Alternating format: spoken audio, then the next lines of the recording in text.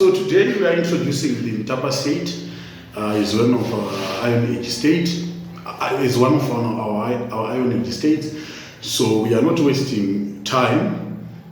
We are not breaking down the topic into pieces. We are just have to combine these three concepts. There's the origins of the Mutapa state.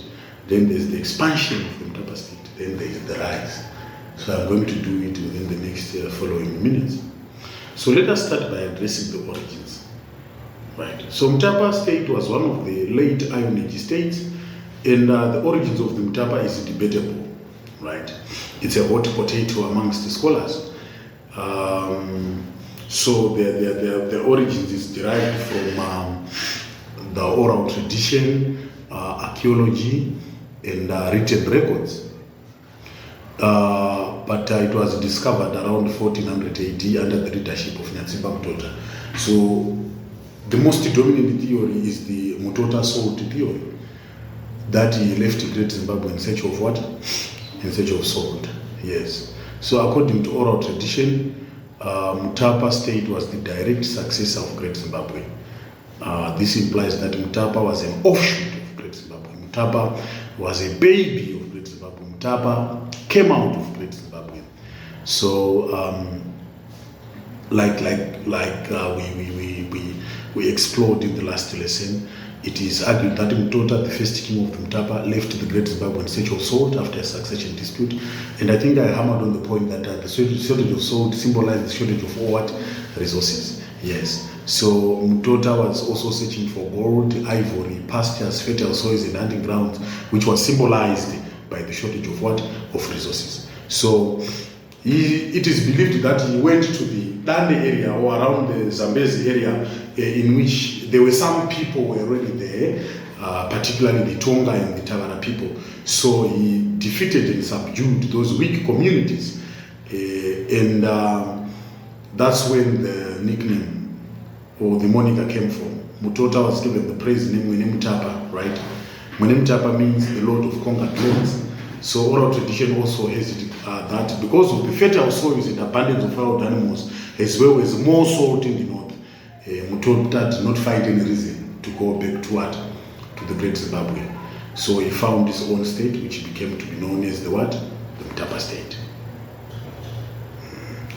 So it was named after Mutota's praise name, and he established his capital at Chitako Changonya near Mount Fura, around there.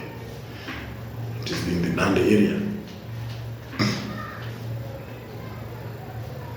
So another theory states that after years of continuous settlement, the area around Great Zimbabwe and Guruswa became exhausted, and they argue that it was becoming increasingly unable to feed and support growing human and animal population.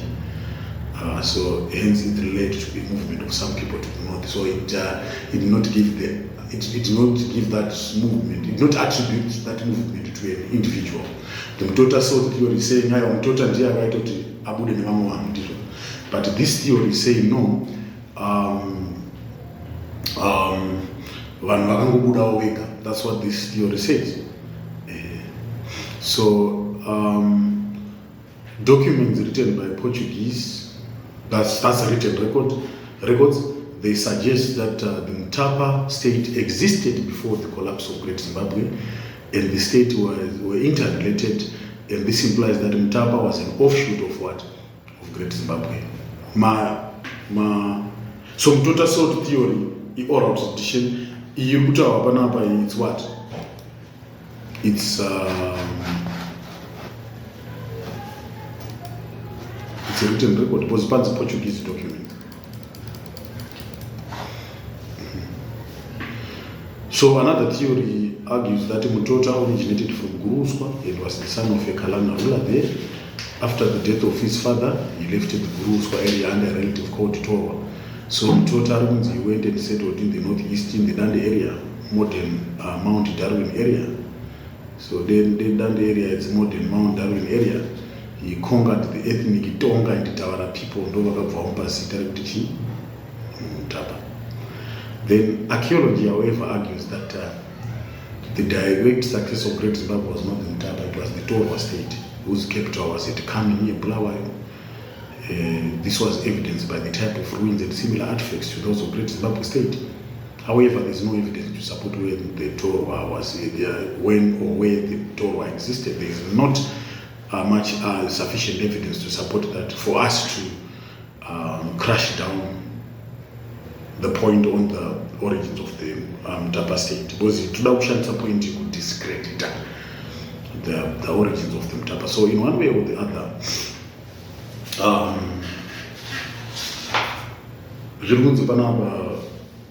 vanosapota itorwa state vari kuti mavakiro angakaitwa pagreat zimbabwe ndizvo zvakaita kutorwa zvazvakaita kufanana. So kutorwa no direct successor yegreat zimbabwe kuti Mutapa.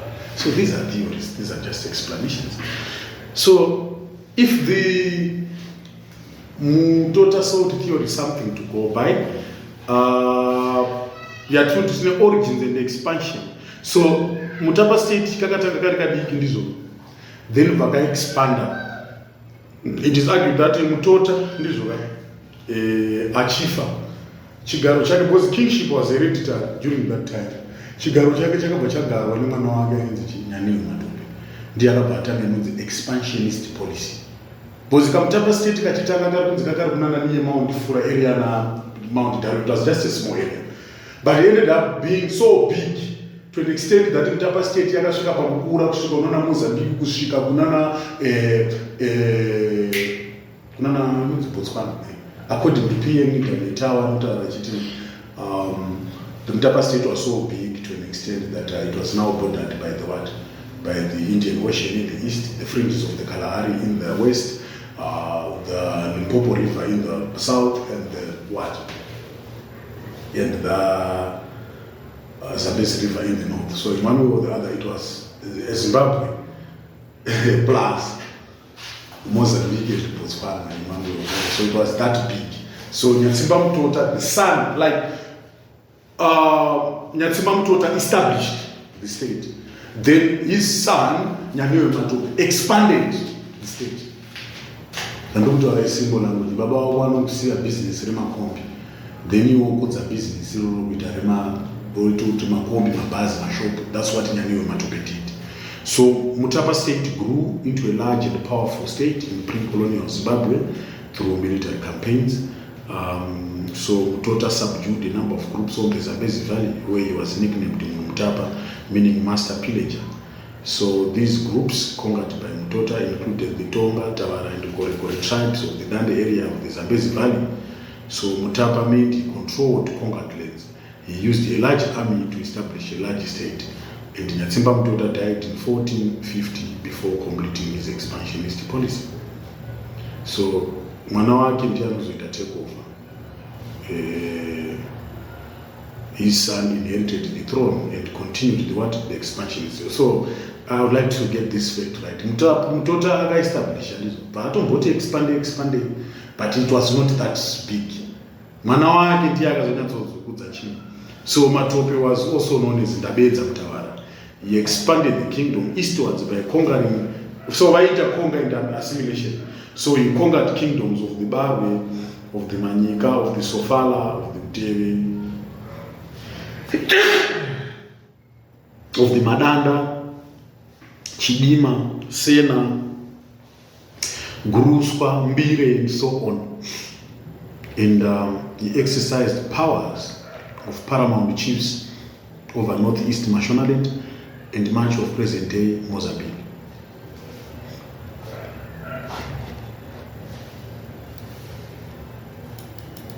Right? So all the conquered tribes, like for example the Utewe, Madanda, and Chikanga, they paid tribute to the Mutapa king. So Matope still desired to control the trade routes, ivory, gold, and tribute, just like his father.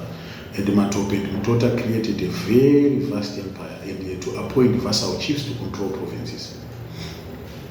So at the end of the day, since they could control so much people, they had access to more resources like gold, game, ivory, fertile soils, and pastures as the state became too big. So this is also supported by Mudenge. They call it Stanley, who says that the state spread even as far as Mozambique. Right. So let us look at the reason for the rise of the Mutapa. The reasons for the rise of Mutapa are just like the reasons for the rise of the Rosary, the reasons for the rise of the Great Zimbabwe. They are more or less the same. It's just sort of a repetition. Like economically, the rise of the state was due to successful agriculture in the Dande area. Because in the Dande area, it the fair rainfalls, the good and adequate rainfalls, and fertile soils. This is because the area had fertile soils and the rainfall was what was adequate. So pastoral farming or livestock production is also attributed to the rise of the Mutapa. And availability of minerals in the north, for example, gold, led to the rise of the Mutapa. And the state developed it through what? Trade.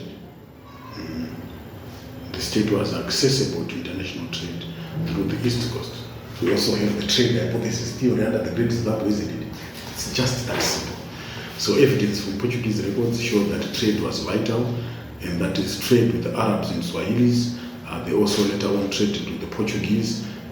Their large gold reserves were found in the Mutapa state, and this promoted what? Trade. At the same time, socially, religion also helped both in the rise and the expansion of the Mutapa state. Mutota and Matope were regarded as supernatural beings who could communicate with God. They were feared and respected. So the kings were feared and respected because it was believed that they were divinely what?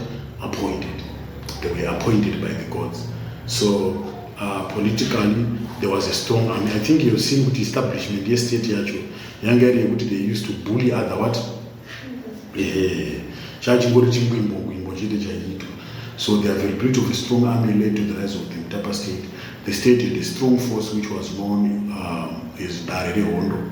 Right, Darere Hondo, Council of Hondo, and by advisor King Angarima one, that Dari. So the soldiers were treated by Nangas before war so that they could be brave. The army helped to expand the state through conquest. For instance, they used the army to conquer the Tonga, Tawara, and Korekore, leading to the expansion of the state. So the state around the 15th century, it grew and incorporated many chiefdoms under the rule of the Matope. And Ebo, wise rule by Mutota and Matope, led to the rise and expansion of the state. And both embarked on a deliberate expansionist policy. Younger expansionist policy, but they did it deliberately. Right way to Rachida, which is a state rikure. But that's a harbinger of a falling state, right? Yes. Because the time that put our internet, it was easy for some states to break away. Because the state became too vast to be ruled by one what? Ruler. That's analysis. Unofana utoona kuti chinhu chiri kutanga chaudaudawa ichi. Anozoti even relationship chaichaiyo chitotanga tanga inotooneka kuti hapana kwazvinoita. Zvinotooneka. There are some telltale signs. It's just the same here, right? So their decentralized system of government was effective. And the lesser chiefs of the provinces were relatives of the kings and were loyal to them. So this minimized the chances of rebellions, right? So let us get a bit into the Mutapa. Ndanda kugumbira lesson rangu hapa panda kungoita mskanzo. Because you need to know it as usually so I just like to do everything. So let us just touch a social organization of Mutapa. It's just like that of things. Because these are all Shona states. So the people of Mutapa state lived according to their lineages. Say, and that couch yagato kumshabodu ku St. Andrews kunonzi kwa Mutsago kunotonzi kwa Mutsago area yacho like kunogara unonzi ana Mutsago ukatarisa anonzi ma lineages vanhu vaigara according to anoziya kumshabodu kuti kunonzi kwa Ningi ndo anenge achinzi ma lineages iwayo. So the ruling class lived in luxurious homes. Why? Because they wore long robes of imported cloth, copper and gold bangles to show their high status. And Mutapa state had similar customs as those of Great Zimbabwe. For example, language and culture. Ndo pandozoti pakapusira mabhuku papa. Yes. Ndo pakapusira mabhuku. Urikuona? Zvikunzi had similar customs, which means kana wakabata social organization in Great Zimbabwe, Mutapa, they had similar customs. Yes. You have to know the correlation of topics.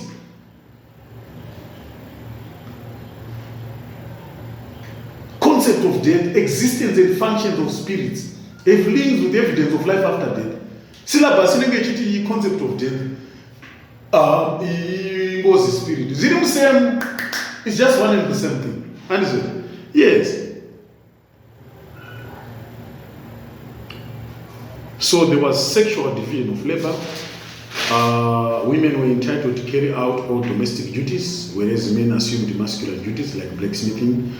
And there was specialization too, which led to social stratification, and which also perpetuated exploitation.